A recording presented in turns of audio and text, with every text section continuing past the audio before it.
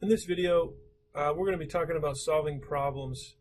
And a lot of you have probably learned how to solve problems before, so this could be a review. But this is the training that I often do for people who are frontline employees and are looking to become empowered to do problem solving themselves. So first of all, the objectives of this content is really to develop some basic problem solving skills, how to clearly define a problem, make the case for solving it, establishing a point of cause, which is where things are happening, containing the effects of a problem, such as a workaround or a 100% inspection station, something to make sure that the customer gets what they want correctly. And then we study to find the root cause, implement a permanent solution, validate that solution's impact. Is it actually having the effect that it's supposed to be having? And then we want to be able to sustain that change and make sure our organization has learned from that mistake. So we'll start with a Rubik's Cube. Suppose you're faced with this problem. The Rubik's Cube is not solved. It's all different kinds of colors. How would you solve it? There are a lot of opportunities to solve this that take a lot of time, and some are not so hard, such as just buying new stickers and replacing the stickers with new ones. Another one is painting it. We could ask an expert to solve it for us. We could solve it ourselves. That may take some more time to learn how to solve it ourselves. We may automate it so that when that problem occurs, it automatically is solved. We could even disassemble it and reassemble it. And we could even just scrap the whole thing and purchase another one. So there's a lot of ways to solve that immediate problem. But the real question is, why did that Rubik's Cube become messed up in the first place? So let's get into kind of an example of where this would be seen. So suppose we make puzzle cubes. And I shouldn't call them Rubik's Cubes, maybe because it's copyrighted, maybe it doesn't matter. But we make puzzle cubes. We get the parts, the stickers, the plastic components, and we put them into our process, and then out comes 3 different types of puzzle cubes. We have the basic model, we have a designer model, this sort of modified the cube in the packaging so it looks nice, and maybe the challenge edition, where the only way it could have possibly been solved is if you know how to do it yourself, so it's kind of a show-off piece. So suppose we are building a batch of the basic puzzle cube, and we ended up with some challenge edition cubes. So we were expecting the cube on the left, but we got the cube on the right. So now becomes the opportunity to ask some questions. How do you approach a problem like this? And if we were in class, I'd ask you come up with 5 questions. Maybe work with a member of your team or group and try to come up with some questions to ask. Now, if you thought about that for a minute, what questions would you ask? I've had a lot of questions. Some of them are questions such as, how much does it cost to produce a cube, the challenge versus the standard? What's the cost to change it from being challenged to basic? All these different kinds of questions about costs. And there's other questions about the process itself. How does the cube get made? What are the steps in the process? Maybe students ask about specific steps, such as when the stickers get put on, do they get kitted first? Things like that. And other students will ask more searching questions, such as, why did it happen? They want to find out why it happened. But a lot of those questions are incorrect approaches, actually. And we find that we have a better way of doing things. And we'll get to that in a minute. So do we have a problem, first of all? Clearly, we have a deviation. The standard cube is not the challenge cube, which is what we were looking for. We don't know what the cause is. We've tried to generate some questions to help us solve it. And we need to know what the cause is in order to take effective action. We could just paint it or put stickers on it, but we're not really treating the problem, we're treating the symptom. So if you have a yes to all of those, we have a deviation, the cause is unknown, we can't take effective action unless we know what the cause is, then we have a problem. And there's one more gateway to go through, but we'll see that in a minute. Now, think about the questions that I mentioned. All of them are trying to come to an understanding that maybe I know what the solution might be, so I'm going to ask questions that maybe guides me to what is a quick fix, and I can solve the problem and we can move on. Well, we have a problem across the river, and we have a solution, and sometimes we just want to jump straight from problem to solution. It's a lot of swimming, and sometimes there's a lot of back and forth. So the mistake is we have to figure out the cause, just basic root cause analysis. And obviously, if you have experience solving problems, you kind of understand this process. So the method that we'll use is from Lean. It's used in a lot of other, we'll say, management systems. The idea of plan, do, check, act. The closed-loop process begins with planning. And the planning is multi-phased, but most of your time will probably be spent in the planning phase. We have validated problems. We have to do analysis and find out, do we have a unique case or is it many cases?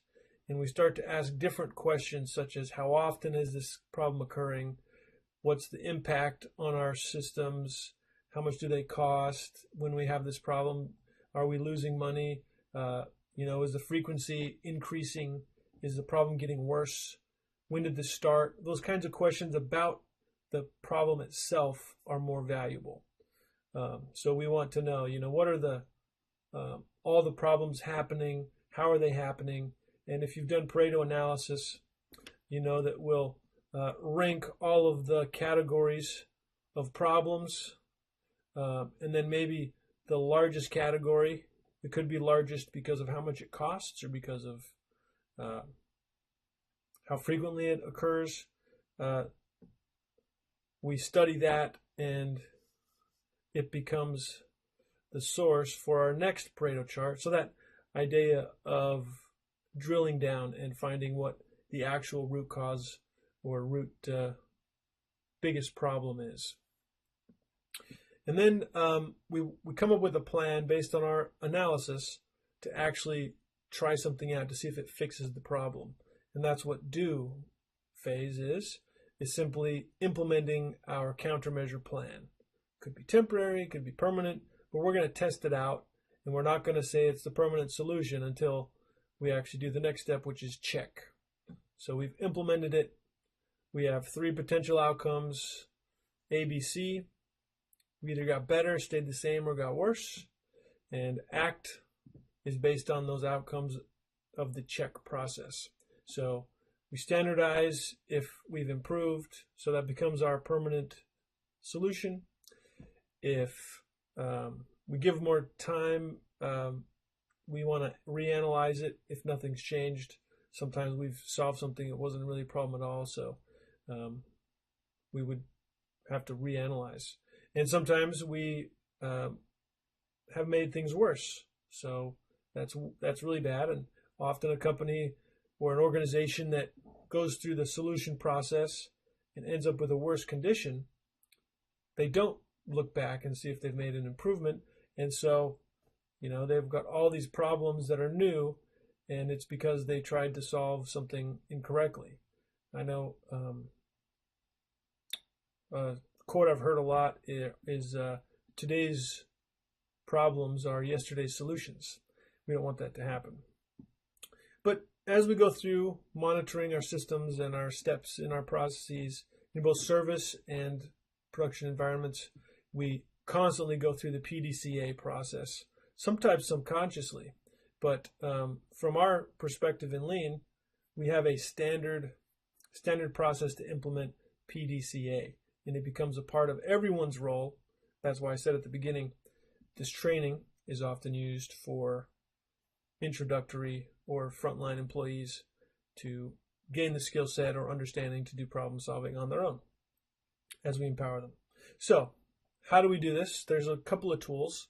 In a highly lean factory, if you're traditional lean, you use an A3 storyboard. And A3 is simply the size of the paper. That's why it's called an A3.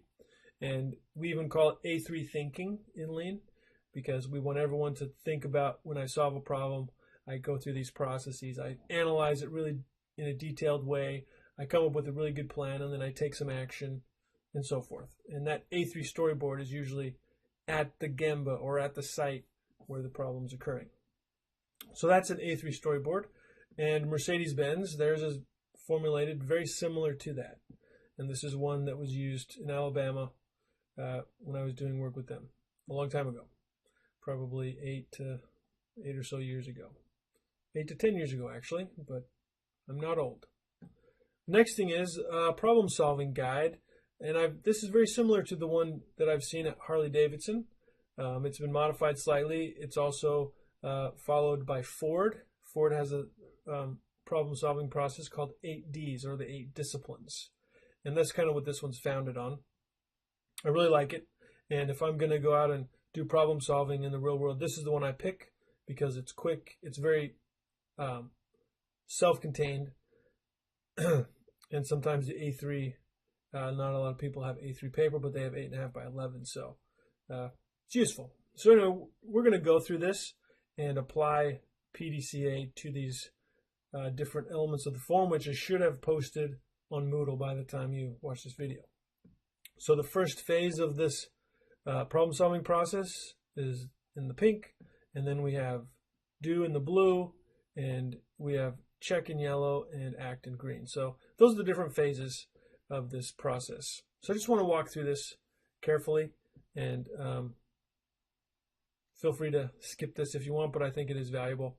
So we'll jump right in. So we begin solving a problem by making it clear what is the problem. We want to name our enemy, or name our opportunity, as some people say, and it's a general statement. High level, it can be vague. We include things like who's owning this problem, who originated this process, and which, if it's a production environment, we're looking at which processes or lots are included in our problem-solving phase. So, so we basically list those things, basic demographics about the problem. Now, as you get into this next phase, I think it's important to think about how we frame a problem. Very often you have people say, you know, we're having a lot of problems in thus and such department. If I was going to ask you, there were a lot of people in line for the movie. Someone says that. How many do you think were in the line specifically? I've seen people say as little as 5. I've seen 20. I've seen 100. And all those answers are different because that vagueness, a lot, or afar, or too expensive, or very old, those kinds of vague statements are not good in a problem-solving process. So we have to clean up our language so that when we define a problem, it's very specific. So our problem description is incredibly specific. In fact, even over here, stapled to the back of the form, we have supporting data that is validation or a clear description of how the problem has been getting worse, or where we've seen it in the past and what the impacts are, monetarily or time-wise. So problem description is very specific, very detailed. We have charts and graphs. Clearly, we define where the gap is. So that's what problem description is. And you may have to add some additional things. The other thing about a problem is what is our goal that we're trying to accomplish? We need to know what is the purpose of our approaching this problem. Are we trying to cut scrap in half? Are we trying to achieve a specific standard, such as Six Sigma quality, whatever it is? I think this can be used in that context as well. But we very clearly define what our standard is. And then we talk about what's happening now, what's the current situation. And when I had you think about questions to ask about the challenge cube or the puzzle cube earlier, these are the kind of questions you should be asking about the problem. How have we been performing in the past? Is it frequently occurring? What is the actual gap? Are we 20% away? Are we, we are not 3.3 parts per million. Maybe we're like 6 parts per million, and so we're trying to cut it in half in the Six Sigma context. But yeah, so really these are the questions we want to ask initially when faced with the problem. And so if I was going to go back and ask about the Rubik's Cube, these are the questions that you would ask. How long has it existed? What's the trend? And so forth. Key point would be that whatever we do in this phase, because this could be passed off to somebody else, we must understand that they'll only focus on the problem that we've clearly defined. So if it's not clearly defined and they solve something else, that's whoever defined the problem. They're the culprit as to why the problem wasn't actually solved sometimes. And the last thing is, once it's been well defined, sometimes we know exactly where to start looking, or maybe even how to resolve the issue. And sometimes this goes really fast, but a lot of time is spent there. Next is, if we're still sort of understanding things, and maybe we know already, but we need to make clear, where is the point of cause? Where is this problem occurring specifically? Maybe before this particular process, it's not happening, and after the process, it is happening. But we want to find that specific point of cause where it's happening. And there's some identifying things here, such as shift, area, department, things that allow me to make it clear where that's happening. And then once I'm there, I got to figure out how to do an immediate countermeasure, an immediate containment, because I don't want this problem to get to the customer. I still need to be functioning. Could be 100% inspection. It could be that there's rework occurring. If this is something that's happening with a supplier, sometimes I got to call in supplier crew, and they're going to be fixing the problems on site. Just depends on where this problem's occurring. So short term, don't let that short-term fix be your fix. We have to go on to the next phase. Now that we know that we can stop it from impacting the customer, we can move on to the next standards check. And this is important because in many cases, there's not standards in place. And so I need to make sure that if there are standards, I'm actually following the standards. And if there's not standards in place, I can basically stop the process and realize that my problem is not that I'm breaking some rule or process isn't well designed. It's the fact that we don't have standards in place to control this or stop this from happening in the future. So first we validate, do we have everything that we need? Is SOP followed? Are we using the correct inputs, correct tools, correct specifications being followed? That's what we check first. If any of those are a no, then we know that we have a problem. And here's my flow chart. If I do a standards check and I find out that there are no standards in place, then I have to go through the process to find out, why is there not a standard in place? If there was a standard in place, then I need to problem solve what's going on, because we're doing everything that we're supposed to be doing, but there's a problem still. And that's the kind of problem that I think are more interesting to work on than just returning things to standard and finding out why we're not following the standards. So that flowchart's nice. And when I use this in a training context for people that are working in their jobs every day and seeing problems, the challenge is find a problem where the standards are being followed, but we still have the problem. That's the kind of problem that gets kind of fun to solve. It's a good opportunity to address. Next, once I know that their standards are in place and there's a problem, then I get into root cause analysis. And this is where I think about, what's the area of where the cause is occurring, And you've seen the fishbone diagram. This is a quick diagram here.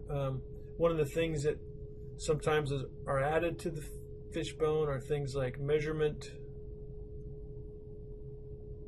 If I'm not measuring properly, it could be that there's no problems at all, but I'm just mismeasuring something. The other thing, often this is called just man, and then we have another one for environment. So it depends on how you do a fishbone analysis, but that's the one here. So we're just trying to find out where's the general root cause area in this case, what this slide is calling the direct cause. When you're doing fishbone analysis, it's good to give everyone a chance to participate, and so put it up on site at the location and let people have time to throw up post-it notes or write on the whiteboard what they think potential direct causes might be. And once I've got to a direct cause, then I start using the 5 why method, and some people like this, some people don't. If you're in an organization that does a lot of problem solving, you'll get people that say, you know, don't 5 why me, I've already done that, that's not what kind of problem this is, and they kind of resist that idea, but still is a very useful tool.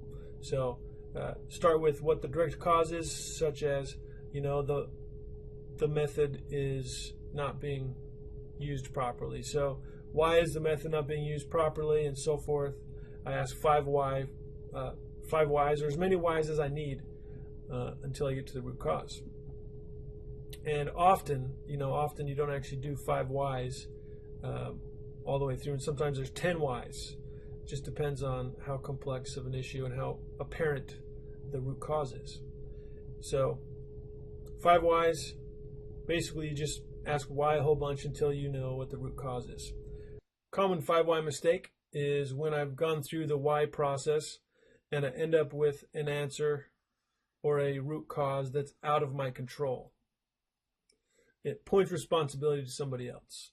It's better when I do 5 whys and I get to a root cause that's something I can control within my sphere of influence. Now, it is true that feedback needs to occur if there's some issues that are beyond what we can do, but often there's a solution right at that particular process, at that point of cause, that can resolve that issue. So done properly, our 5 why process will yield multiple possible causes. And I'm trying to demonstrate that on the slide, but it's kind of confusing. But if I think our fabrication units per hour is below our goal, why is that occurring? Well, clearly we're not able to make enough parts each hour. That's mathematically the case. Well, why aren't we able to make enough parts per hour? Well, because maybe we're losing production opportunities. Why is that? Well, there could be a whole bunch of different reasons. It could be we're losing time. Could be we're losing parts.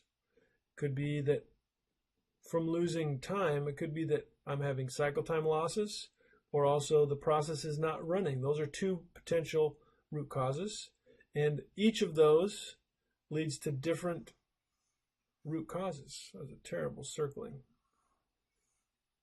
That could be the real reason that we have a problem with units per hour is below goal. So we can adjust the layout and fix that problem. It's very clear once I've got a root cause how to solve the problem.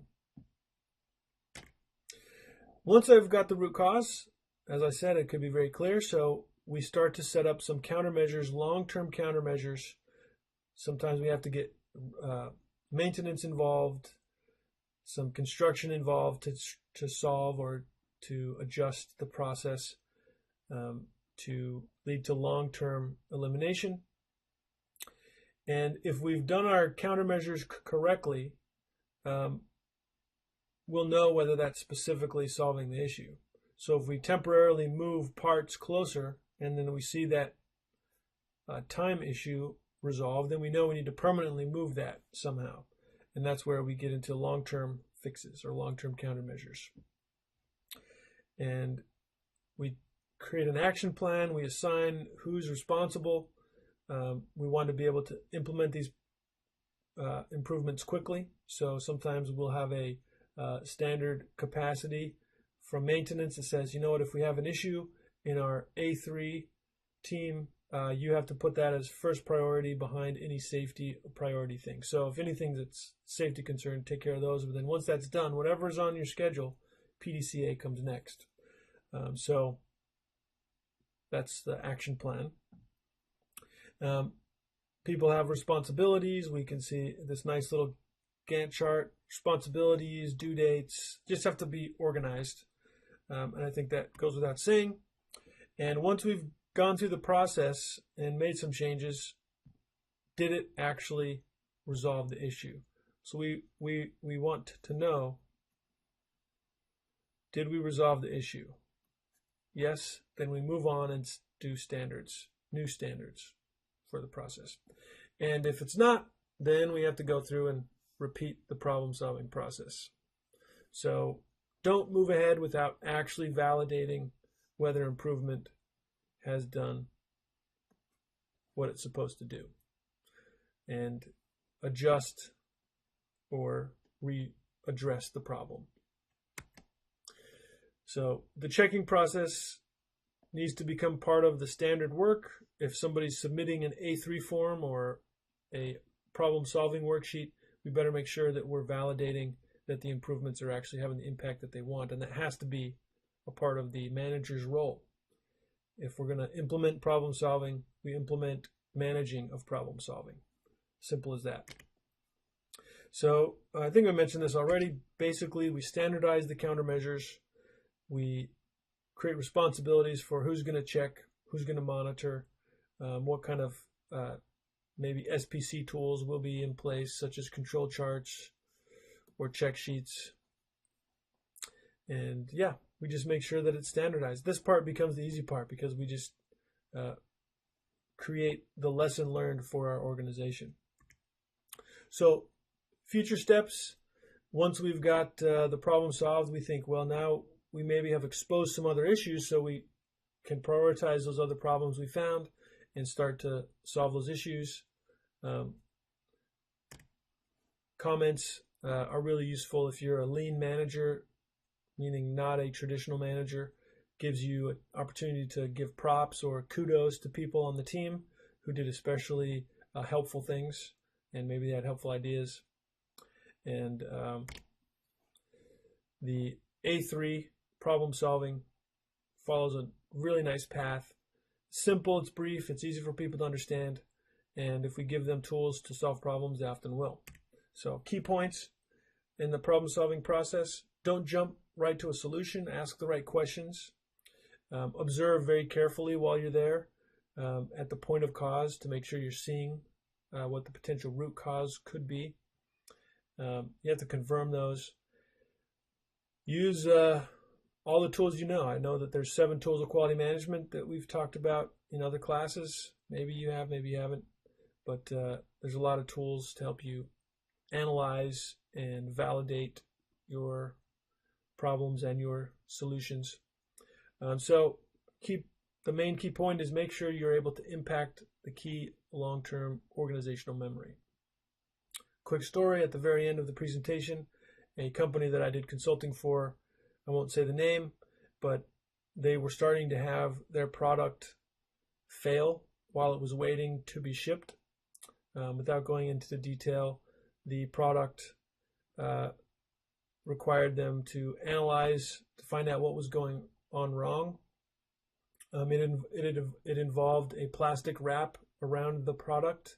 It had always been there, but over time they stopped using it, and then the problem started to resurface. They spent, I want to say, 2 years studying the problem, and then they came to a solution to get vacuum sealed bags to put around the product so it wouldn't fail while it waited for shipment.